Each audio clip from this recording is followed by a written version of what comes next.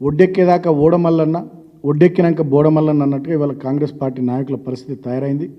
ఆనాడు అనేక రకాలైనటువంటి హామీలు ఇచ్చి, మాయ మాటలు చెప్పి, మోసపు మాటలు చెప్పి, మా మీద రెచ్చగొట్టి ఆనాడు నిరుద్యోగులను వాడుకొని పబ్బం గడుపుకొని అధికారంలోకి వచ్చి గద్దెనెక్కిన తర్వాత ఇవాళ నిరుద్యోగుల జీవితాలతో చెలగాటమాడుతున్నారు కాంగ్రెస్ ప్రభుత్వ పెద్దలు. 7 నెలలు అవుతుంది, ఇంకొక 5 నెలలు అయితే సంవత్సరం అయిపోతుంది. జాబ్ క్యాలెండర్ లేదు, 2 లక్షల ఉద్యోగాలకు సంబంధించిన జాబ్ క్యాలెండర్ లేదు.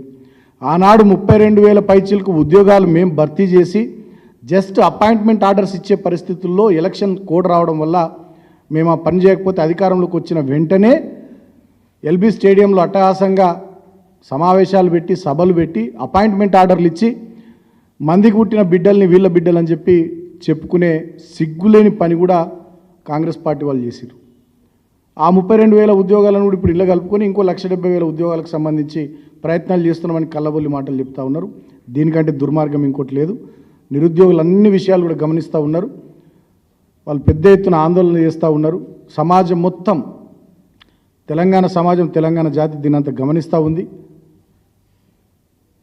ఇప్పటికైనా రాష్ట్ర ప్రభుత్వం దున్నపోతు నిద్రను వదిలిపెట్టి ఢిల్లీకి చక్కర్లు కొట్టుడు బంద్ పెట్టి, మీరు గతంలో ప్రతిపక్షంలో ఉన్నప్పుడు ఏదైతే హామీ ఇచ్చినారో, ఏమైతే మాటలు చెప్పినారో, ఏ విషయాలు చెప్పి నమ్మించి నిరుద్యోగులను మీరు ఆనాడు మీ వైపు తిప్పుకున్నారో, మీరు ఇచ్చిన మాటలే మీరు నిలబెట్టుకోండి అని చెప్పి ఆ నిరుద్యోగుల పక్షాన బీఆర్ఎస్ పార్టీగా మేము డిమాండ్ చేస్తూ ఉన్నాం.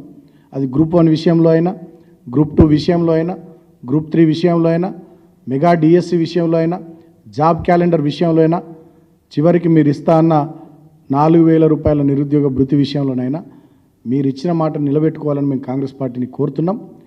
లేకపోయినట్టయితే ఖచ్చితంగా ఏ నిరుద్యోగులైతే మిమ్మల్ని అందలం ఎక్కిచ్చిర్రో, అధికారంలోకి తీసుకొచ్చిర్రో, డెఫినెట్గా కాంగ్రెస్ పార్టీని నిట్ట నిలువున మళ్ళా కూల్చబోయేది, పడగొట్టబోయేది రాబోయే ఎన్నికల్లో ఈ నిరుద్యోగులు అనేటటువంటి విషయాన్ని కూడా ఈ సందర్భంగా నేను గుర్తు చేస్తూ ఉన్నా.